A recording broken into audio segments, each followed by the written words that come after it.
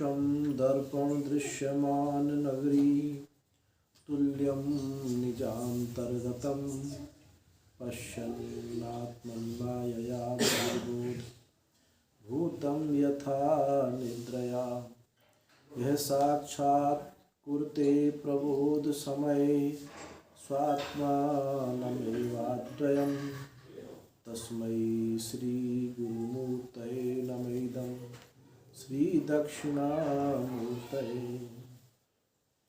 माया छाया वराकी कथमिव लभतां मयि अनन्ते प्रतिष्ठाम् आस्थाने चेश्वरत्वं तुहिणहरिहरा हन्तवन्ने स्फुलिङ्गाः अद्वैते द्वैतखेला गगननलिनवत् स्वप्नवज्जीवमेला श्री पूर्णानन्दवाणी श्रुतिशिखरसुधा स्वर्णदीनः पुनातु अखण्डानन्दसम्बोध पूर्तये ब्रह्ममूर्तये सुधास्मितसमाश्लिष्ट नेत्रान्तरस्फूर्तये नमः।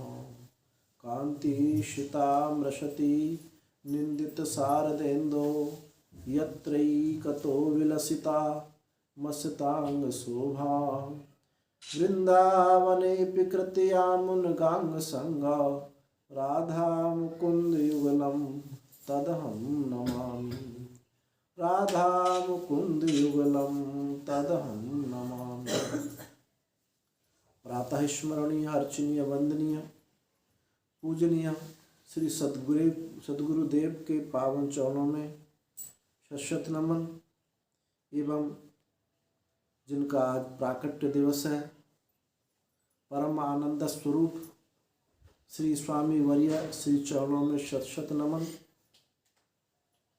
एवं हमारे विनय मूर्ति स्वामी विनय मूर्ति ब्रह्मचारी हरिचेतन जी महाराज एवं अध्यात्म विद्या में का प्रचार प्रसार में पारंगत लगे हुए हमारे वकील साहब जी एवं अन्य सभी भक्तगण श्रोतागण और विशुद्ध चित्तवृत्ति स्वरूपा मातृवृंदा नारायण स्मरण। आज तीनों दृष्टियों का एकत्व हम देख रहे हैं। हमारे शास्त्रों में तीन दृष्टियां साथ साथ चलती हैं, आदि भौतिक, आदि दैविक और आध्यात्मिक। तो आदि भौतिक दृष्टि में आज जो दीप प्रज्वलित आप करेंगे, आदि भौतिक जो इंद्रियों का विषय हो, आज दीप जलाते हैं। आदि भौतिक दीप आज प्रकट है और आध्यात्मिक दीप जो हम आज जिनका प्राकट्य दिवस है वो हमारे अध्यात्म दीप है। और आदि भौतिक जो दीप है हम सबको प्रकाशित कर रहे हैं सूर्य भगवान। तो तीनों दृष्टि जहाँ एकीभूत होती है वहाँ जो प्रकाश होता है वहाँ हमारा अभ्युदय निश्रेयस सबको प्रकाशित करता है। तो आज ऐसा पुण्य पावन दिवस है जो तीनों दृष्टि हमको प्राप्त है।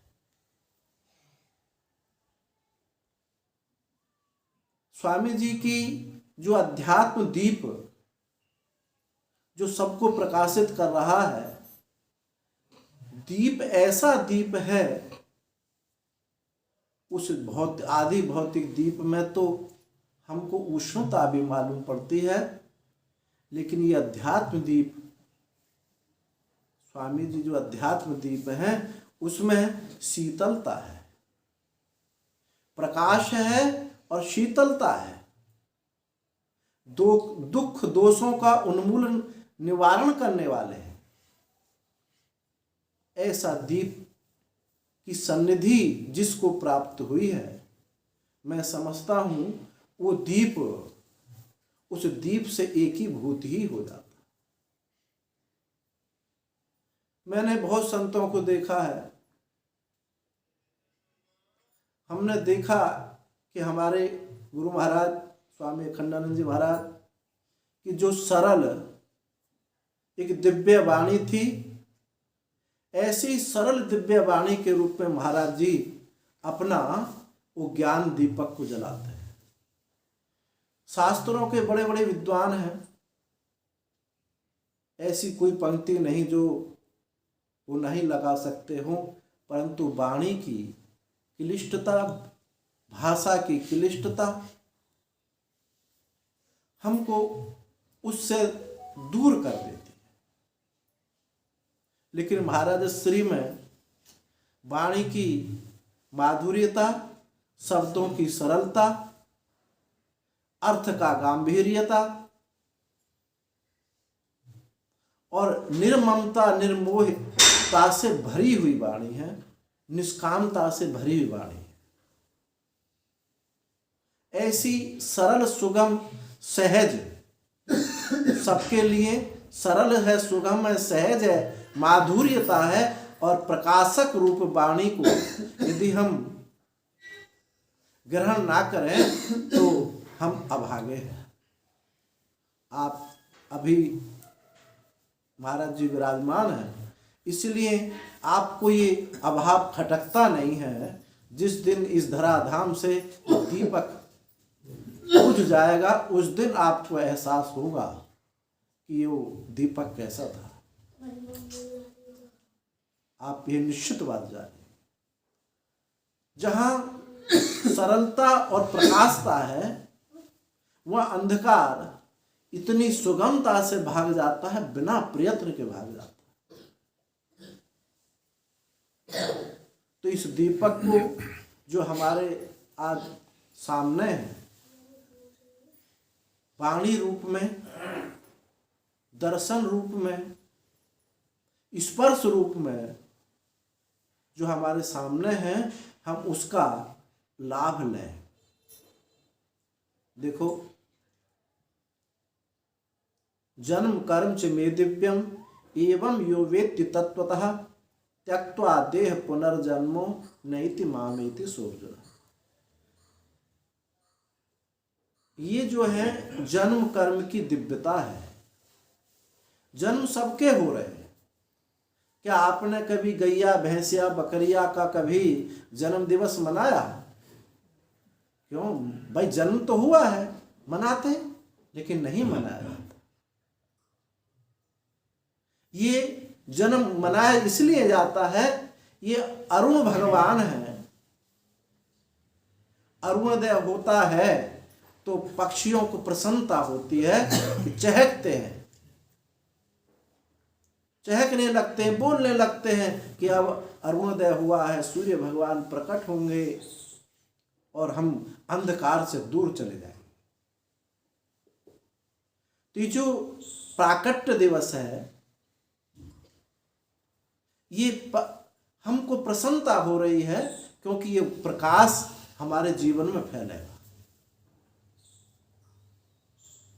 वो प्रकाश जब फैल जाता है, यही उनकी कहा जाता है कि जन्म कर्म की दिव्यता। सबके जन्म हो रहे हैं, कर्म सब कर रहे हैं, लेकिन उसमें द्योतनता, प्रकाशता नहीं है। यही दिव्यता, ये दिव्यता जो है नहीं है। दिव्यता यही है, ये दीपक ही दिव्यता है, जो स्वयं प्रकाशित होता है और दूसरों को भी प्रकाशित करता है। भगवान ने कहा जन्म कर्म च मे दिव्यम, मेरे इस जन्म कर्म की दिव्यता को जान लेता है तो मुक्त हो जाता है। ये जन्म कर्म की दिव्यता को यही जाना जाए कि जिस वाणी से, जिस वाणी में मोह नहीं, काम नहीं, केवल त्याग और प्रेम, निष्कामता, अनंतता, व्यापकता भरी है, उस वाणी, उस दिव्यता को हम स्पर्श करें। इस स्पर्श से हमारा भी जन्म कर्म की दिव्यता हो जाती है। जन्मना जन्म निर्हारो वाढम आत्यंत ईष्यते, जन्मेन जन्म न निवृत्ति तस्मात् जन्मस्य सार्थता। जो स्वामी जी ने चरितार्थ करके दिखाई। जन्म से जन्म की निवृत्ति करनी चाहिए। यदि जन्म से जन्म की निवृत्ति हम नहीं करते हैं तो पशु का जन्म और इस मनुष्य के जन्म में कोई अंतर नहीं रह जाता। जन्म होता ही इसलिए है कि हम इस जन्म से इस जन्म आगे होने वाले जन्मों की निवृत्ति कर दें, नहीं तो प्रलय काल में जीव पड़ा रहता। कभी सुषुप्ति काल में किसी को क्या बोध होता है? सुषुप्ति काल में कभी किसी को बोध होता है? ये ईश्वर का अनुग्रह है, ये कृपा है कि प्रलय से हमको इस सृष्टि में ले आता है और जो हम इसी जन्म का उपयोग करके जन्म की निवृत्ति कर सकते हैं। जो बंधन है उस बंधन का ही उपयोग करके हम बंधन को तोड़ सकते हैं। जो अव्यवहार्य तत्व है, आज अव्यवहार्य तत्व बिना व्यवहार के उसको कैसे जाना जा सकता है? तो जो व्यवहार है ये क्या है? आपका जन्म है। जैसे किसी को गले में फांसी का फंदा लटका करके कुआं में डाल दिया जाए और हाथ उसके ना बांधे जाए, तो कोशिश करे तो रस्सी को पकड़ करके कुआं से बाहर निकल सकता है। ऐसे ये जन्म जो है बंधन है जरूर, लेकिन इस बंधन का ही उपयोग करके इस बंधन से इस जन्म की निवृत्ति की जा सकती है। जन्मना जन्म निर्हारो वाढ़म आत्यंत इष्यते। निश्चित रूप से ये इष्ट है कि जन्म से जन्म की निवृत्ति हो सकती है, इसीलिए जन्म दिवस मनाया जाता है। भैंस का नहीं मनाया जाता क्योंकि वो भैंस उस जन्म से उस जन्मों की निवृत्ति नहीं कर सकती। क्यों? बीजम न निवृत्ति। बीज से बीज की निवृत्ति नहीं होती। सुषुप्ति काल में पड़ा हुआ ये बीज मनुष्य है, ये जीव जो पड़ा हुआ वह सुषुप्ति काल में यानी प्रलय काल में उससे वो कभी निवृत्त नहीं कर सकता। इसलिए बीज से बीज निवृत्ति, बीज से बीज की निवृत्ति नहीं होती। जब अंकुरित होता है, वृक्ष बनता है, तो ये अंकुर आपका जो जन्म है ये अंकुरण है। ये मनुष्य जन्म जो है ये अंकुरित हुआ है, ये वृक्ष बनने वाला है। और इस वृक्ष यही सार्थता है कि इसका जन्म कभी हुए नहीं, यही इसकी जन्म की सार्थता है। आदि भौतिक दृष्टि हमको केवल लोक विकास उन्नति तक ही रख सकता है, लेकिन अध्यात्म दृष्टि वो हमारे इस जन्म की भी निवृत्ति कर सकती है।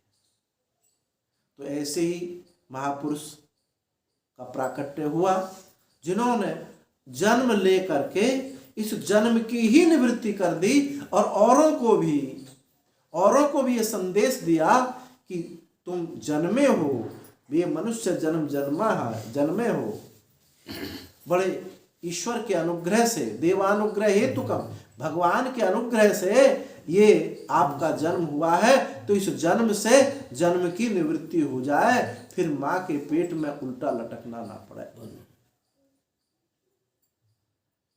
इन्होंने जन्म से जन्म लेकर के जन्म की निवृत्ति कर दी, औरों को भी ये संदेश दिया, सबको ये दीपक ज्ञान प्रकाश फैला दिया।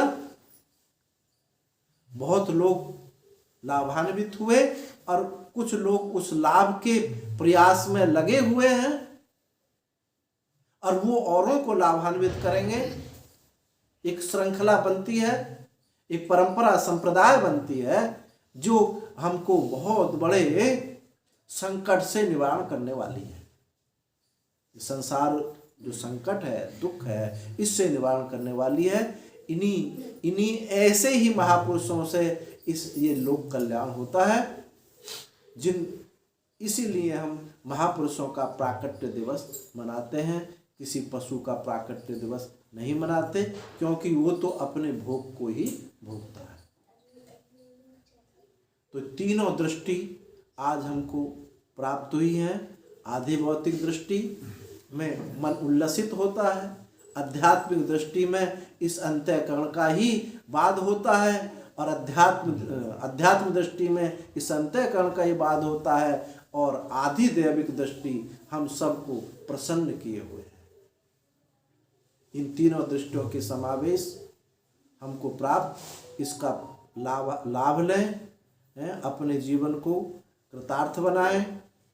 यही कृतार्थता है कि फिर आगे जन्म ना हो, उस परम तत्व, उस परम सत्ता को, उस परमानंद को प्राप्त हो जाए, जो नित्य हमको प्राप्त है, इसी को प्राप्त हो जाए। ये ही आज हम सब लोगों की महाराज जी के प्रति श्रद्धा सुमन अर्पित हैं। ओम शांति।